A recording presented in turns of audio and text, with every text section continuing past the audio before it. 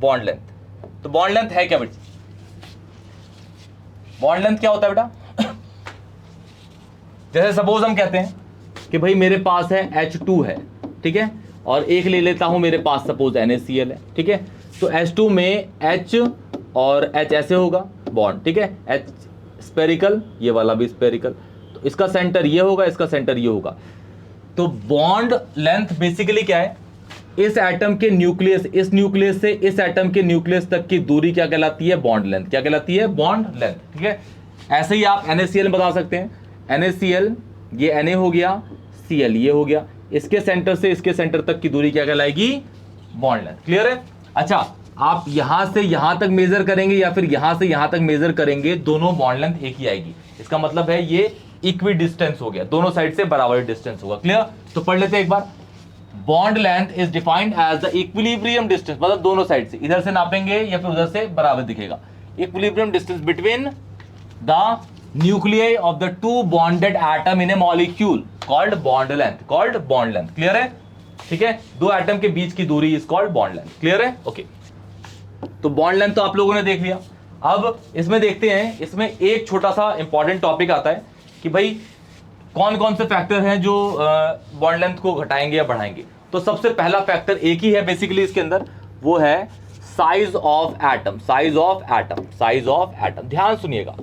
Suppose मैं कहता हूं मेरे पास है HF, हाइड्रोजन फ्लोराइड, HF है, दूसरा है HCl, तीसरा है HBr, फिर है HI। क्लियर है? इसे बोलते हैं हाइड्रोजन फ्लोराइड या फिर हाइड्रोफ्लोरिक एसिड, हाइड्रोजन क्लोराइड या फिर hydrochloric acid, this is hydrogen bromide या फिर hydrobromic acid, hydro iodic acid या फिर हाइड्रोजन आयोडाइड। क्लियर?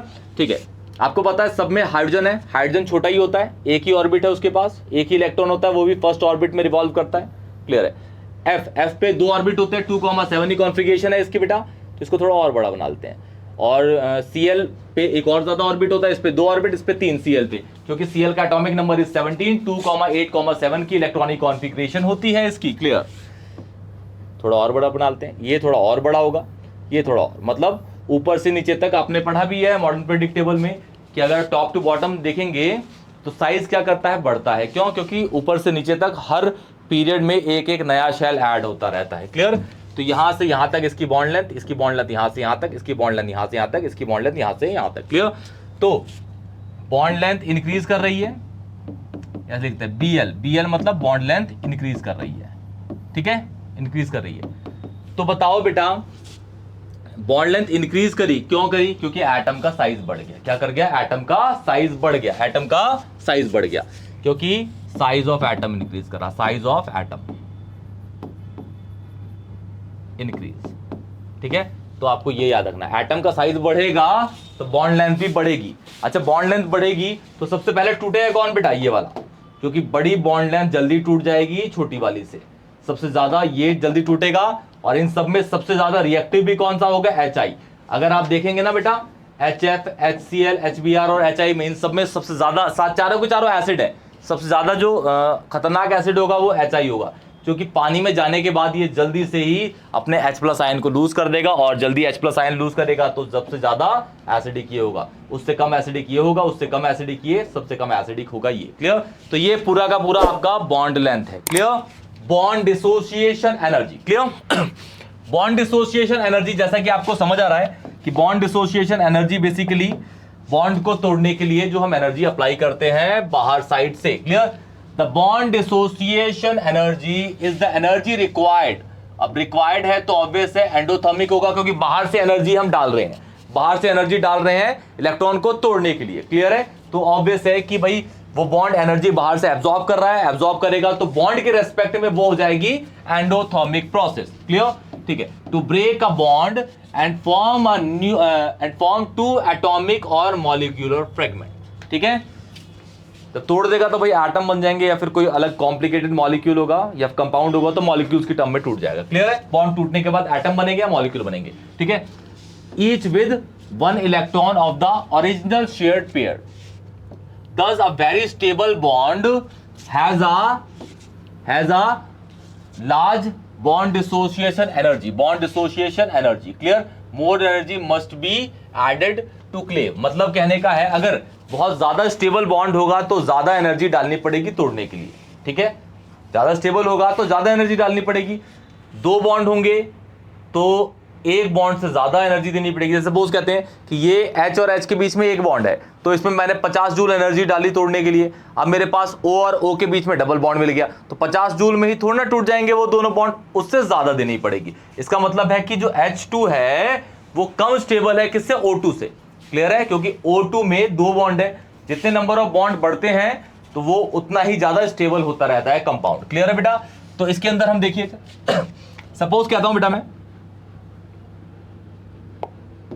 देखिए ये सपोज मेरे पास है हाइड्रोजन गैस। क्या है बेटा, हाइड्रोजन गैस। आपको डाटा याद नहीं रखना बेटा, किसकी कितनी एनर्जी है, आपको डाटा बिल्कुल याद नहीं रखना। क्लियर है, बिल्कुल भी। यहां ले लेता हूं मैं ऑक्सीजन गैस है। क्या है बेटा, ऑक्सीजन गैस। यहां पे है मेरे पास नाइट्रोजन गैस। क्या है बेटा, नाइट्रोजन गैस। क्लियर। ये हो गया H2 तो H bond H, O2। Clear है। और ये हो गया मेरे पास N। क्लियर, ठीक। तो आपको दिख रहा है यहां पे सपोज कहता हूं मैं कि भाई मैंने 50 जूल डाल दिया तोड़ने के लिए एनर्जी बाहर से, ठीक है, तो यहां पे मुझे डालनी पड़ेगी more than 50 joule. Clear, more than 50 joule. Clear है। और यहां पे इससे भी ज्यादा, सपोज यहां more than 50 joule is 75 joule डाल दी, सपोज कहते हैं। मैं कोई एक्यूरेट डाटा नहीं बता रहा ना, मुझे डिजिट वैल्यू याद है। क्लियर है, ठीक है। और लेकिन यहां पे मुझे डालनी पड़ेगी तीनों बॉन्ड को तोड़ने के लिए मोर देन 75 जूल। ये तो आप लोगों को समझ आ गया कि भाई जितने नंबर ऑफ बॉन्ड होंगे तो उसको तोड़ने के लिए उतनी ही ज्यादा एनर्जी लगेगी। क्लियर है। डाटा आपको याद नहीं करना, डाटा हमेशा आपको गिवन दिया जाएगा। क्लियर है बेटा। और ये जो चीज है बॉन्ड डिसोसिएशन एनर्जी, आपको थर्मोडायनेमिक्स चैप्टर के अंदर बॉन्ड एंथैल्पी की टर्म्स में भी पढ़नी है, ठीक है, बॉन्ड एंथैल्पी की टर्म्स में पढ़नी है। बट डिफरेंस ये होता है कि बॉन्ड डिसोसिएशन एनर्जी आपको बता रखा है इसके अंदर कि भाई आप एनर्जी डाल रहे हो बस तोड़ने के लिए ही, ठीक है। लेकिन जब आप थर्मोडायनेमिक्स पे पढ़ोगे बॉन्ड एंथैल्पी, तो उस टर्म बॉन्ड एंथैल्पी और बॉन्ड डिसोसिएशन एनर्जी में ये अंतर होता है कि बॉन्ड एंथैल्पी जो है बॉन्ड को तोड़ने के लिए या बॉन्ड को बनाने के लिए, दोनों के लिए यूज होती है। अगर बॉन्ड को तोड़ने के लिए है तो उस टाइम हमें एंडोथर्मिक होता है, बॉन्ड बनाने के लिए है तो एक्सोथर्मिक होता है। क्लियर, ये उस टाइम आप पढ़ लेंगे। क्लियर, ये डिफरेंस है। क्लियर है बेटा। तो डेफिनेशन ये हो गया, कॉन्सेप्ट ये हो गया। अब कुछ ऐसे फैक्टर हैं जो इस पे इफेक्ट करेंगे, वो भी देख लेते हैं बेटा जी, ठीक है। तो पहला फैक्टर है बेटा आपका इसके अंदर size of atom. Size of atom पहला लिख लीजिए, size of atom, size of atom, atom का साइज। जैसे मेरे पास है HF, मेरे पास है HCl, मेरे पास है HBr, मेरे पास है HI। क्या है, HI। ये सारे के सारे एसिड है बेटा। ये है hydrofluoric acid, hydrochloric acid, hydrobromic acid, hydroiodic acid, या फिर इसको हम हाइड्रोजन फ्लोराइड भी कह सकते हैं, hydrogen chloride, hydrogen bromide, hydrogen iodide. Clear, okay. इसका स्ट्रक्चर चेक करेंगे तो सब में H H S तो है ही, और H के पास एक ही ऑर्बिट होता है, वो भी पहले ऑर्बिट में रिवॉल्व, उसके एक ही इलेक्ट्रॉन होता है और वो भी पहले ऑर्बिट में ही रिवॉल्व करता है। तो इसको बना लेते हैं छोटू सा बेटा, छोटू सा। सबके पास H जो है वो छोटू छोटू से है, ठीक है बेटा जी, छोटू छोटू से। ये हो गया। अच्छा, फ्लोरीन, फ्लोरीन के पास दो ऑर्बिट होते हैं क्योंकि इसकी कॉन्फ़िगरेशन 2,7 की है। क्लोरीन पे 3 ऑर्बिट होते हैं, 2,8,7 की कॉन्फ़िगरेशन है। ब्रोमीन पे 4 ऑर्बिट होते हैं, आयोडीन पे 5 होते हैं। क्लियर है। तो मतलब सब पे एक एक ऑर्बिट बढ़ रहा है, तो F से लेके I तक साइज भी बढ़ रहा होगा। क्लियर बेटा जी, साइज बढ़ रहा होगा। तो इसका साइज ये ले लेते हैं F का, और F से Cl का और बड़ा होगा, Cl से Br का और बड़ा होगा, एंड Br से I का और बड़ा होगा। क्लियर है बेटा। तो इसके सेंटर से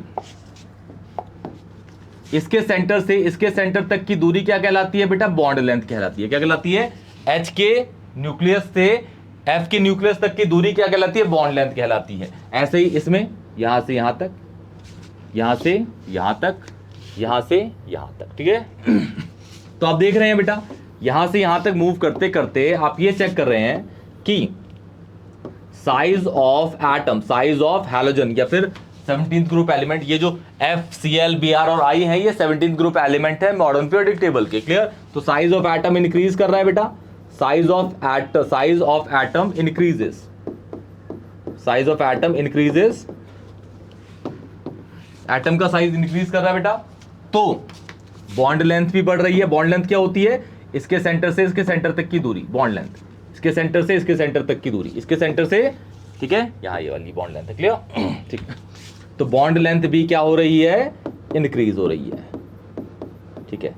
अब मुझे बताओ, बड़ी लकड़ी को तोड़ने में ज्यादा एनर्जी अप्लाई करोगे कि छोटी लकड़ी को तोड़ने में? ऑब्वियसली बड़ी लकड़ी को तोड़ने में कम एनर्जी लगती है, और फिर जितनी लकड़ी छोटी होती रहेगी उसको तोड़ने में उतनी ही ज्यादा एनर्जी आपको अप्लाई करनी पड़ेगी। इसका मतलब है यहाँ पे जो बॉन्ड लेंथ छोटा है इसमें ज्यादा एनर्जी अप्लाई करनी पड़ेगी, यहाँ पे थोड़ा बड़ा है तो इससे कम करनी पड़ेगी, यहाँ पे और कम, यहाँ पे और कम, ठीक है।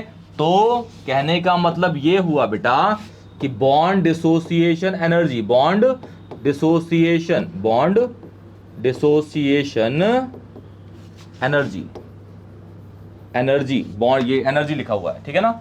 बॉन्ड डिसोसिएशन एनर्जी आपकी क्या हो रही है? डिक्रीज हो रही है। क्या हो रही है बेटा? डिक्रीजेस। इसका मतलब ये हुआ कि बॉन्ड डिसोसिएशन है, या फिर आप bond length is inversely directly proportional, inversely proportional to the BDE। BDE क्या है यहाँ पे? बॉन्ड डिसोसिएशन एनर्जी, क्लियर है। तो साइज बढ़ेगा, साइज बढ़ेगा तो बॉन्ड एंथैल्पी कम होती है, साइज बढ़ने के बाद बॉन्ड एंथैल्पी कम होती है, क्लियर है। तो ये फैक्टर है आपका, ठीक है। तो इसके अंदर हमने सबसे पहला फैक्टर साइज ऑफ एटम पढ़ा। क्या पढ़ा बेटा? Size of atom, clear. तो ये इसका कॉन्सेप्ट है, साइज बढ़ेगा तो बॉन्ड डिसोसिएशन एनर्जी कम होगी, क्लियर है। ये नोट कर लीजिए। अब सेकंड फैक्टर है आपका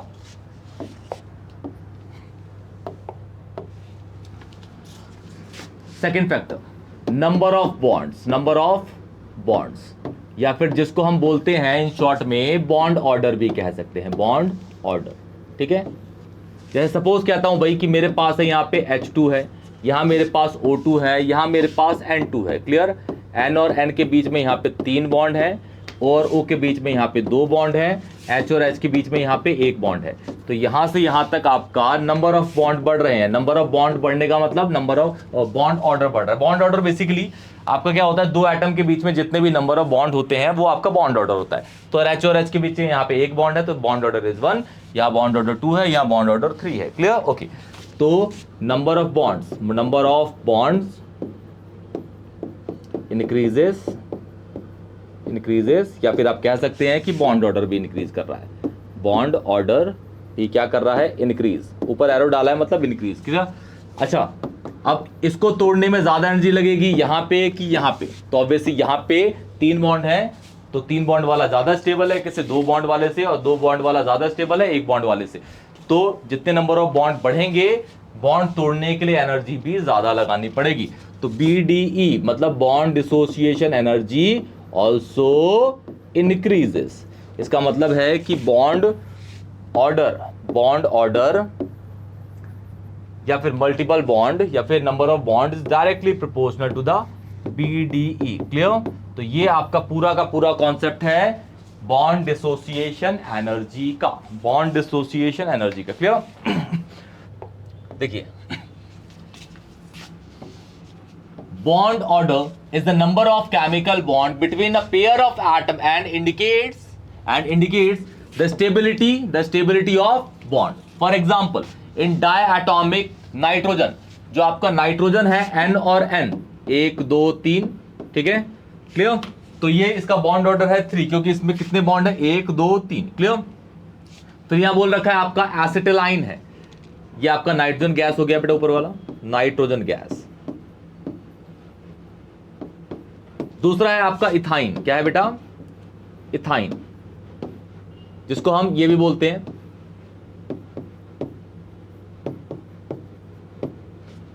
C ट्रिपल बॉन्ड। यहां पे अगर देखेंगे इस C और H के बीच में एक ही बॉन्ड है तो इसका बॉन्ड ऑर्डर 1 होगा।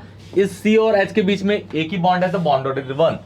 यहां पे C और C के बीच में 3 बॉन्ड है तो बॉन्ड ऑर्डर हो गया आपका 3 यहां पे, क्लियर। ऐसे ही आप O2 में देख सकते हैं बेटा, और O के बीच में 2 बॉन्ड है तो bond order is 2, H2 H और H के बीच में एक ही बॉन्ड है तो इस बॉन्ड ऑर्डर हो गया इसका 1। क्लियर है? तो बॉन्ड ऑर्डर बेसिकली क्या है, दो एटम के बीच में जितने नंबर ऑफ बॉन्ड एग्जिस्ट करेंगे वो बॉन्ड कहलाता है आपका बॉन्ड ऑर्डर। क्लियर? अच्छा, जितने अगर दो एटम के बीच में नंबर ऑफ बॉन्ड इंक्रीज करेंगे तो कंपाउंड उतना ही स्टेबल होता रहता है। नेचर में उसकी एग्जिस्टेंस बहुत ज्यादा होती है, नेचर में उसके अंदर एग्जिस्टेंस बहुत ज्यादा है। आपको मैं एक छोटा सा एग्जांपल बताता हूं। देखिए, जैसे सपोज करते हैं हमारे पास ये अर्थ है, अर्थ में आपका एटमॉस्फेयर में जो मिक्सचर ऑफ गैसेज है उसमें सबसे ज्यादा जो गैस पाई जाती है वो पाई जाती है ये वाली। क्यों? क्योंकि भाई इसकी ये सबसे ज्यादा स्टेबल है। क्यों? क्योंकि इसके अंदर बॉन्ड ऑर्डर है 3। क्लियर? उससे कम कौन सी है? 3। समझ आया? नाइट्रोजन गैस सबसे ज्यादा है, उससे कम है आपकी O2। क्लियर? क्योंकि उसमें 2 बॉन्ड है, और सबसे कम H2। क्लियर? ओके, इन तीनों के उसमें हम अगर कॉन्सेप्ट पे देखें तो क्लियर है। तो इसमें और कुछ फैक्टर्स हैं जो हम पढ़ेंगे कि भाई जो बॉन्ड ऑर्डर है वो किस किस फैक्टर्स पे अफेक्ट होगा। क्लियर है? तो चलिए स्टार्ट करते हैं बेटा। Factors affecting the bond order. पहले का नाम है बेटा bond dissociation energy. Bond dissociation energy. Basically bond dissociation energy क्या होती है? जैसे दो एटम के बीच में बॉन्ड है, उन बॉन्ड को तोड़ने के लिए जो बाहर से एनर्जी मैं लगाऊंगा उस एनर्जी को बोलूंगा मैं क्या? Bond dissociation energy. डेफिनेशन की टर्म में the minimum amount of energy required to break to break 1 mole of bond. 1 mole, दो एटम के बीच में जो 1 मोल बॉन्ड होगा उसको तोड़ने के लिए जो एनर्जी लगेगी उसे बोलेंगे बॉन्ड डिसोसिएशन एनर्जी। हालांकि इससे पहले जो भी लेक्चर है उसमें ये डल चुका है। क्लियर? तो बॉन्ड डिसोसिएशन एनर्जी बेसिकली क्या? बॉन्ड को तोड़ने के लिए एनर्जी लगती है। ठीक है? अच्छा, यहां देखते हैं बेटा, यहां N2 है मेरे पास, ये O2 है मेरे पास, ये मेरे पास है H2 ले लेते हैं। ठीक है? तो ये ऐसे पाया जाएगा बेटा, ये ऐसे पाया जाएगा। तो आपको समझ आ रहा है बेटा कि यहां से यहां तक बॉन्ड ऑर्डर बढ़ रहा है, bond order increases, bond order and कह सकते हैं कि स्टेबिलिटी भी बढ़ रही है। सॉरी, गलत कह रहा हूं मैं, यहां से घट रही है, डिक्रीज हो रही है। बॉन्ड ऑर्डर या फिर स्टेबिलिटी यहां पे क्या हो रही है? डिक्रीज हो रही है, क्योंकि यहां पे बॉन्ड ऑर्डर 3 है, यहां 2 है, यहां 1 है। क्लियर है? ठीक है। तो अब मुझे बताओ कि बेटा 3 बॉन्ड को तोड़ने के लिए ज्यादा एनर्जी लगेगी कि 2 बॉन्ड को कि 1 बॉन्ड को? ऑब्वियसली 3 बॉन्ड को तोड़ने के लिए ज्यादा एनर्जी अप्लाई करनी पड़ेगी आपको। इसका मतलब ये है कि बॉन्ड ऑर्डर जो है वो डायरेक्टली प्रोपोर्शनल होता है किसके? बॉन्ड डिसोसिएशन एनर्जी की। जितना आपके पास नंबर ऑफ बॉन्ड होंगे उन बॉन्ड्स को तोड़ने के लिए आपको ज्यादा एनर्जी डालनी पड़ेगी। क्लियर है? तो बॉन्ड ऑर्डर और स्टेबिलिटी क्या हो रही है? यहां से यहां तक डिक्रीज हो रही है। तो बॉन्ड डिसोसिएशन एनर्जी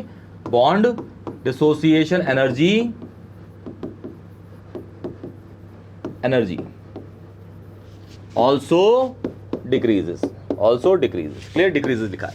इसका मतलब है कि जो बॉन्ड ऑर्डर है, बॉन्ड ऑर्डर वो डायरेक्टली प्रोपोर्शनल है किसके? बॉन्ड डिसोसिएशन एनर्जी के। बॉन्ड डिसोसिएशन एनर्जी के। क्लियर है? बॉन्ड डिसोसिएशन मतलब बॉन्ड ऑर्डर बढ़ा तो बॉन्ड डिसोसिएशन एनर्जी भी बढ़ेगी। क्लियर है? तो पहला फैक्टर तो यही है बेटा। क्लियर? ओके, दूसरा फैक्टर देखते हैं बेटा, और इसका लास्ट फैक्टर हो गई। दूसरा फैक्टर है आपका सेकंड, बॉन्ड लेंथ।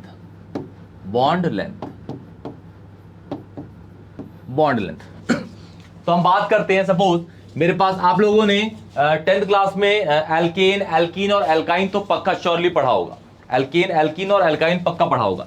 तो मैं यहां पे लेता हूं बेटा, मेरे पास है इथेन, ठीक है, ये मेरे पास है इथीन, ये मेरे पास है इथाइन। क्लियर? तो सबका फॉर्मूला स्ट्रक्चर ही बनाता हूं मैं। देखिए C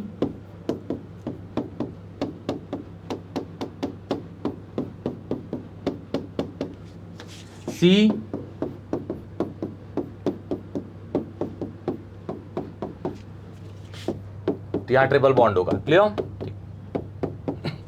हम बात करेंगे यहां पे बेटा इसकी ठीक है, क्योंकि C और H में तो हर जगह पे सिंगल ही बॉन्ड है, ठीक है ना। यहां पे C में सिंगल बॉन्ड है, यहां पे C में डबल है, यहां पे C में ट्रिपल है, ठीक है।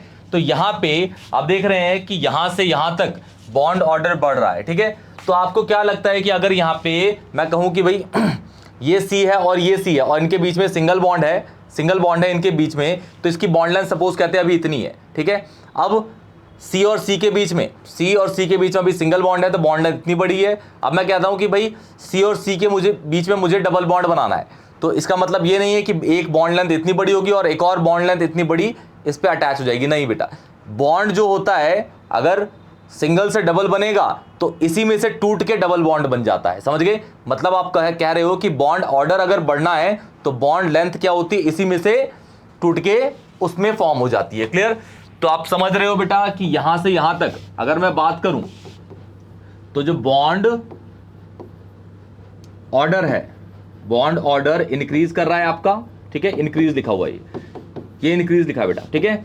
तो बॉन्ड लेंथ क्या हो रही होगी बेटा, बॉन्ड लेंथ डिक्रीज होती है। क्या होती है, बॉन्ड लेंथ डिक्रीज होती है। इसका मतलब है कि जो बॉन्ड ऑर्डर है, bond order is inversely proportional to the bond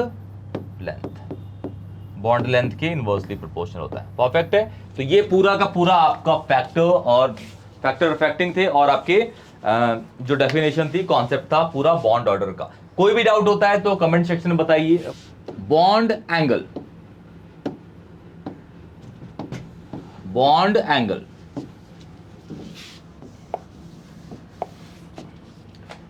किसी भी कंपाउंड या मॉलिक्यूल के अंदर कोई बॉन्ड होता है, उसी को बॉन्ड एंगल कहते हैं। जैसे कहने का मतलब ये हुआ, आपके पास ये सपोज एक कंपाउंड है MgCl2 अगर नेचर में दिखेगा तो आपका इस तरीके से दिखता है। तो कंपाउंड है आपका MgCl2 के अंदर ये एक बॉन्ड है, ये दूसरा बॉन्ड, दो बॉन्ड पेयर के बीच में जो एंगल पाया जाएगा उसे बोलते हैं बॉन्ड एंगल। और ये इसके अंदर होता है 180 डिग्री का। Clear.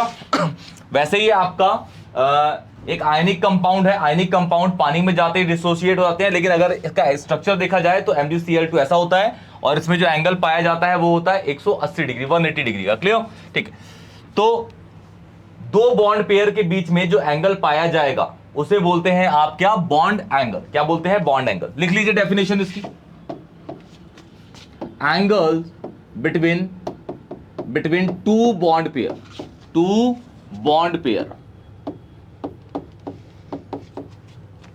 In A compound, in a molecule या फिर कंपाउंड, इन ए मॉलिक्यूल या फिर कंपाउंड, मॉलिक्यूल या कंपाउंड में जो बॉन्ड पेयर के बीच में एंगल पाया जाता है उसे बोलते हैं हम क्या, बॉन्ड एंगल। क्या बोलते हैं, बॉन्ड एंगल। क्लियर।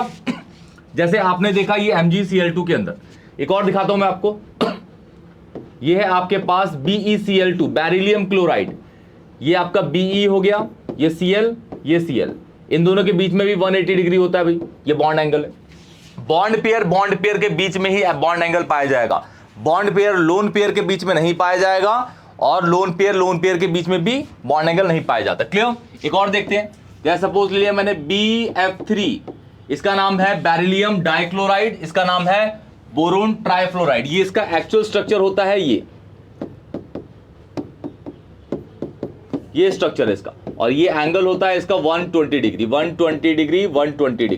एक्चुअल में BF3 इस तरीके से आपको दिखता है। इसके बाद एक और ले लेते हैं। सपोज हम ले लेते हैं बेटा NH3, अमोनिया। NH3 इस तरीके से दिखेगा आपका, ये। क्लियर। तो जो ये बॉन्ड है और ये बॉन्ड है, इसके बीच में जो एंगल होगा वो होगा, ये होगा, या फिर इसके और इसके बीच में जो होगा वो भी क्या होगा, आपका बॉन्ड एंगल होगा। ये लोन पेयर है और ये बॉन्ड पेयर, इसके बीच में आप कभी भी बॉन्ड एंगल नहीं बोल सकते इसको। क्लियर ना। तो बॉन्ड एंगल क्या होते हैं, दो बॉन्ड पेयर्स के बीच में जो एंगल पाया जाता है उसे हम बोलते हैं बॉन्ड एंगल। क्या बोलते हैं, bond angle. Clear, bond angle. ठीक है। अब कुछ फैक्टर्स हैं जो क्या करते हैं, बॉन्ड एंगल को अल्टर करेंगे या अफेक्ट करते हैं। ठीक है, वो हम पढ़ेंगे। तो लिख लीजिए बेटा टॉपिक, इसको नोट कर लीजिए पहले। Angles between two bond pair in a molecule या फिर कंपाउंड कॉल्ड बॉन्ड एंगल, ये समझे, ये समझे, ये समझे, ये समझे आप, क्लियर है? परफेक्ट, ठीक है। नेक्स्ट देखिए बेटा इसका, नेक्स्ट है आपका फैक्टर्स अफेक्टिंग। दो बेसिकली इसके अंदर फैक्टर हम एक्ट करते हैं, factors affecting the bond angle, factors affecting the bond angle, bond angle, bond angle को दो फैक्टर्स अफेक्ट करते हैं। पहला फैक्टर है आपका इलेक्ट्रोनेगेटिविटी, इलेक्ट्रोनेगेटिविटी ऑफ सेंट्रल या फिर सराउंडिंग या सराउंडेड एटम, ठीक है। एक कंपाउंड के अंदर सेंट्रल एटम की इलेक्ट्रोनेगेटिविटी या फिर सराउंडेड एटम की इलेक्ट्रोनेगेटिविटी किस तरीके से बॉन्ड एंगल को वैरी कराएगी। सबसे पहले आप इसके अंदर एक कॉन्सेप्ट है वो देखते हैं, वो है हमारे पास एक टर्म है electron pair. Electron pair basically क्या होते हैं, इलेक्ट्रॉन के जोड़े। अब इलेक्ट्रॉन के जोड़े ना कंपाउंड के अंदर दो तरीके से पाए जाते हैं, एक होता है आपका बॉन्ड पेयर, एक होता है आपका लोन पेयर।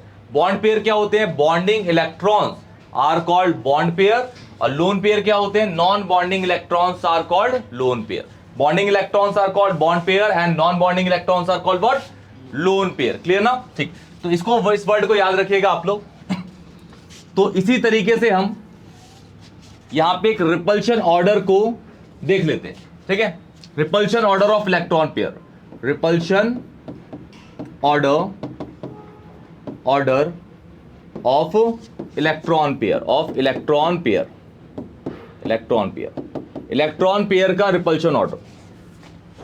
सबसे ज्यादा रिपल्शन लोन पेयर में होता है, क्योंकि लोन पेयर आपका नॉन बॉन्डिंग है, दूसरा लोन पेयर भी नॉन बॉन्डिंग है। तो नॉन बॉन्डिंग है मतलब दो एटम के बीच में वो बैठा नहीं हुआ, तो वो फ्री है, इसका मतलब वो रिपल्शन ज्यादा करे, क्या करेगा, रिपल्शन ज्यादा।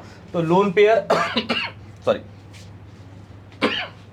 लोन पेयर के बीच में ज्यादा रिपल्शन होता है, उससे कम रिपल्शन होता है लोन पेयर बॉन्ड पेयर के बीच में, और सबसे कम रिपल्शन होता है आपका बॉन्ड पेयर के बीच में। क्लियर ना, इस ऑर्डर को हमेशा याद रखिएगा। एलपी इज लोन पेयर में सबसे ज्यादा रिपल्शन होता है, उससे कम होता है लोन पेयर बॉन्ड पेयर में, और उससे सबसे कम होता है बॉन्ड पेयर में। आप ऐसे समझिए कि भाई लोन पेयर ना एक ऐसा बच्चा है जो बहुत शैतान है, और एक बॉन्ड पेयर एक ऐसा बच्चा है जो बहुत शरीफ सा है, ठीक है। तो दो शैतान बच्चे ज्यादा लड़ाई करेंगे, ये ऑब्वियस है, ठीक है, क्योंकि जो लोन पेयर है वो बहुत शैतान बच्चे टाइप में है।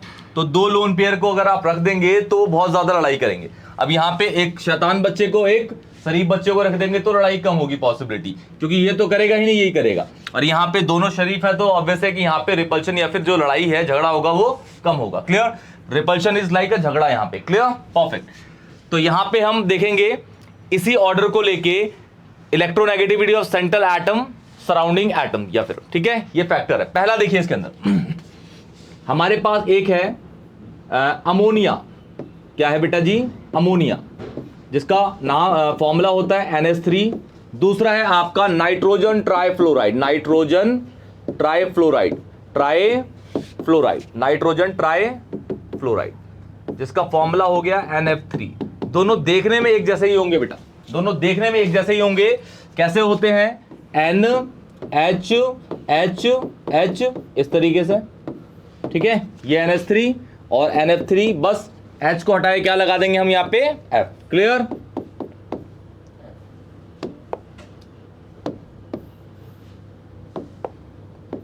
F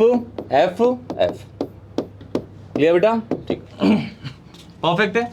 अब यहां पे हम देखते हैं सबसे पहले कि भाई इसका ना एक्चुअल शेप कैसा होता है। देखिए ये आपका NH3 है, ठीक है। हम अगर यहां पे बात करें बेटा, तो दूसरा कलर ले लेते पहले। देखिए ये है आपके पास NH, ये आपके पास NH बॉन्ड। मैं इन दोनों को टारगेट करूंगा, इसको और इसमें भी यही वाले बॉन्ड को, ठीक है। इसके बीच में जो एंगल होगा उसको चेक करूंगा, भाई किसका ज्यादा है किसका कम है और किस वजह से, और वजह मिलेगी आपको सेंट्रल एटम या फिर सराउंडिंग एटम, ठीक है, इलेक्ट्रोनेगेटिविटी। क्लियर। अब देखिए यहाँ पे N है और H है, N और H में किसकी इलेक्ट्रोनेगेटिविटी ज्यादा होती है? सबने मॉडर्न पीरियोडिक टेबल में पढ़ लिया, N की ज्यादा होती है, तो इसके इलेक्ट्रॉन कौन खींचेगा भाई? N खींचेगा, तो इलेक्ट्रॉन खींच के अपने पास ले आएगा, हाँ कि ना? बिल्कुल सही। सेम है यहां भी, ये खींच के अपने पास ले आएगा इलेक्ट्रॉन। दो इलेक्ट्रॉन थे ना भाई N और H के बीच में, एक था H का एक था N का, तभी तो ये कोवेलेंट बॉन्ड बना रहे थे। बिल्कुल सेम है यहाँ पे सॉरी। अब यहाँ पे देखिए N और F के बीच में किसकी इलेक्ट्रोनेगेटिविटी ज्यादा है? F की ज्यादा है, तो F इलेक्ट्रॉन अपनी साइड पुल करके यहां ले आएगा इलेक्ट्रॉन। क्लियर? सेम ये वाला है ना बेटा? परफेक्ट। क्लियर है बेटा? परफेक्ट ना? ओके। अब मुझे बताइए बेटा कि नाइट्रोजन के पास ये दो इलेक्ट्रॉन है और ये दो इलेक्ट्रॉन है, इन दोनों में ज्यादा रिपल्शन होगा कि इन दोनों में ज्यादा रिपल्शन होगा? बताइए। यहां ज्यादा रिपल्शन है इसमें कि इसमें ज्यादा रिपल्शन है? इसमें ज्यादा रिपल्शन होगा, क्योंकि इलेक्ट्रॉन यहां पे पास पास में है। क्लियर? तो ज्यादा रिपल्शन होगा तो बॉन्ड एंगल जो होगा वो बढ़ जाएगा। समझ आया? जितना रिपल्शन ज्यादा होगा उतना ही बॉन्ड एंगल बढ़ जाएगा। क्लियर?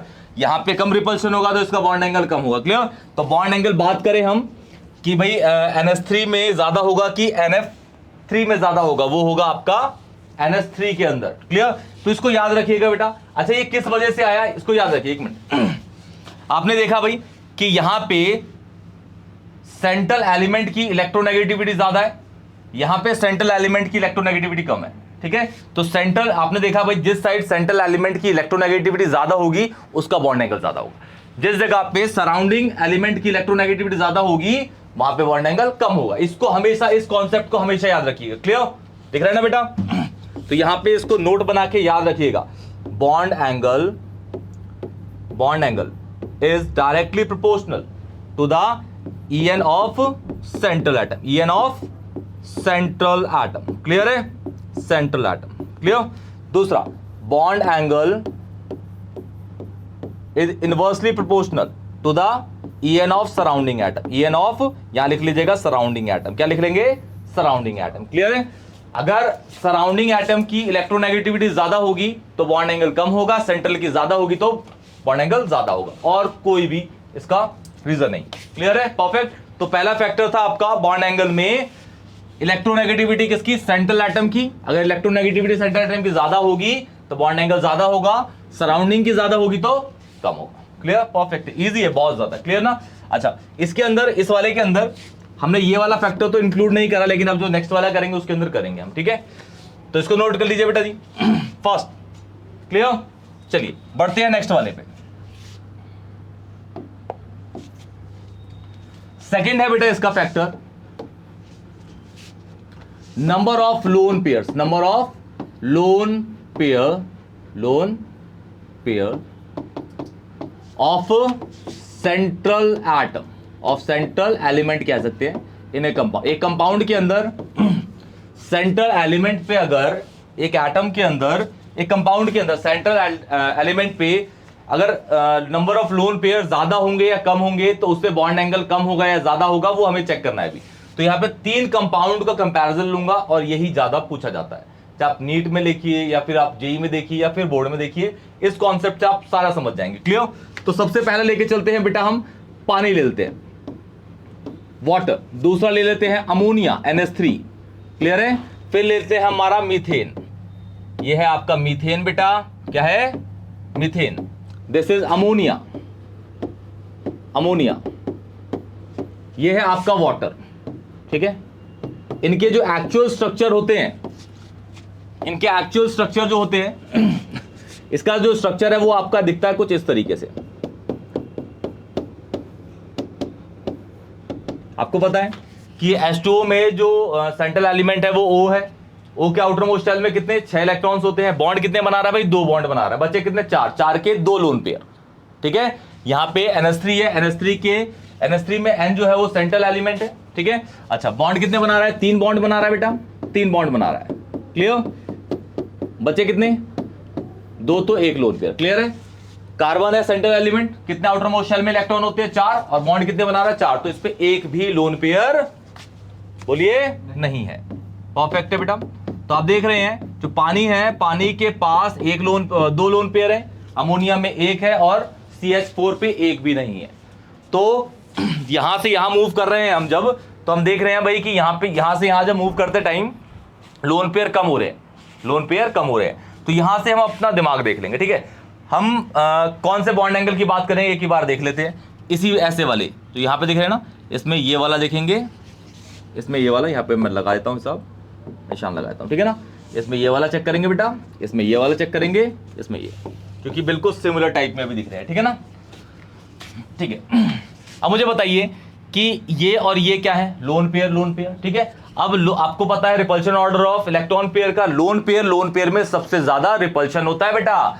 तो ये लोन पेयर है, तो इसमें रिपल्शन ज्यादा होगा। तो ये पहले तो यहां पे था और रिपल्शन के बाद कहां दिखने लगेगा, यहां पे। मतलब ये किसके पास जाएगा, रिपल्शन, ये रिपल्शन होने के बाद टिल्ड हो जाएगा ऐसे, हाँ कि ना। टिल्ड होने के बाद ये किसके पास जाएगा, इस बॉन्ड पेयर के पास आ जाएगा। क्लियर। अच्छा, इसके पास आ गया तो अब यहां पे लोन पेयर और यहां पे बॉन्ड पेयर, यहां पे भी रिपल्शन होगा। क्लियर। और ये लोन पेयर और ये बॉन्ड पेयर, यहां पे भी रिपल्शन होगा। तो ये जो रिपल्शन होगा इसको क्या कर देगा, चिपका देगा। ठीक है, समझ आया। मतलब यहां पे आप देखेंगे, यहां पे देखेंगे तो बॉन्ड एंगल दिखेगा कुछ, ठीक है। अब वो ज्यादा होगा या कम होगा आगे देखते हैं, ठीक है। यहां पे आपको दिखा भाई कि लोन पेयर रिपल्शन है, क्या यहां पे भी लोन पेयर रिपल्शन है, नहीं, यहां पे नहीं। यहां पे लोन पेयर बॉन्ड पेयर, यहां पे पहले ही lone pair bond pair. Clear. तो यहां पे ज्यादा रिपल्शन है, तो रिपल्शन से जो बॉन्ड एंगल ज्यादा होगा या कम होगा, कम होगा। क्लियर है। ज्यादा रिपल्शन लोन पेयर का, तो बॉन्ड एंगल क्या हो जाएगा, कम हो जाएगा। क्या हो जाएगा, कम हो जाएगा। तो आप ऐसे समझिए कि भाई कि अगर किसी भी कंपाउंड में दोनों की जब ज्योमेट्री सेम है, क्योंकि देखने में तीनों के तीनों जो है, तीनों के तीनों अगर ज्योमेट्री में देखें, ज्योमेट्री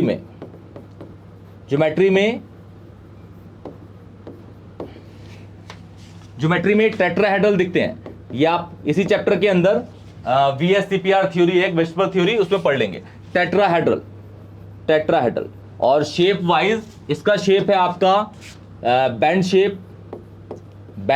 शेप इसका, ठीक है। इसका देखेंगे तो पिरामिडल है, पिरामिडल, और इसका देखेंगे तो इसका तो टेट्राहेड्रल ही है शेप। या क्यों होता है, कैसा होता है, ये सारा का सारा पढ़ लेंगे। क्लियर है। तो ये ज्योमेट्री सबकी सेम है बेटा। क्या नाम है उसका, पिरामिडल। क्या है, पिरामिडल। तो नंबर ऑफ लोन पेयर बढ़ेंगे तो रिपल्शन ज्यादा होगा, रिपल्शन ज्यादा से बॉन्ड एंगल कम हो जाएगा। क्लियर है। तो सबसे ज्यादा बॉन्ड एंगल किसका होगा बेटा, समझ आ गया। तो आप इसको कॉन्सेप्ट को हमेशा याद रखिएगा, पहले वाला। और ये इंपॉर्टेंट है बेटा, रीजनिंग में ये कॉन्सेप्ट में, ये एमसीक्यूज में ही बहुत बेसिक कॉन्सेप्ट यूज होता है बेटा। पहले वाले में आपका अगर सेंट्रल एलिमेंट की इलेक्ट्रोनेगेटिविटी ज्यादा होगी तो बॉन्ड एंगल ज्यादा होगा। क्लियर। सराउंडिंग एलिमेंट की इलेक्ट्रोनेगेटिविटी ज्यादा होगी तो बॉन्ड एंगल कम होगा। और दूसरे फैक्टर इसमें आएंगे तो जितना, अगर एक ही तरीके की शेप दिखने में सारे एक जैसी चेक करेंगे, देखिए तो सारे एक जैसी देखने में, क्योंकि सबकी ज्योमेट्री जो है वो है टेट्राहेड्रल। इसमें ज्यादा नंबर ऑफ लोन पेयर है, इसमें उससे कम है, इससे कम है। तो जिसमें ज्यादा नंबर ऑफ लोन पेयर होंगे वहां लोन पेयर ज्यादा रिपल्शन होगा। तो हमें लोन पेयर में तो बॉन्ड एंगल देखना ही नहीं है, क्योंकि बॉन्ड एंगल होता ही बॉन्ड पेयर में। तो ये हो जाएगा मिनिमाइज। क्या हो जाएगा, मिनिमाइज। तो सबसे ज्यादा किसका होगा बेटा, इसका। आपको समझ आ गया है, क्लियर है बेटा। ठीक है। तो ये आपका पूरा का पूरा बॉन्ड एंगल था। क्लियर। इसके अंदर डेफिनेशन, एग्जांपल, फैक्टर, अफेक्टिंग, इन सबको याद रखिए। क्लियर। कोई भी डाउट होता है तो कमेंट सेक्शन बताइए, वीडियो को लाइक करिए और चैनल को जरूर सब्सक्राइब करिए। तब तक के लिए टेक केयर। और ये चश्मा मैंने ऐसे नहीं लगा रखा, मुझे हो रखा है आई फ्लू। टेक केयर बेटा जी।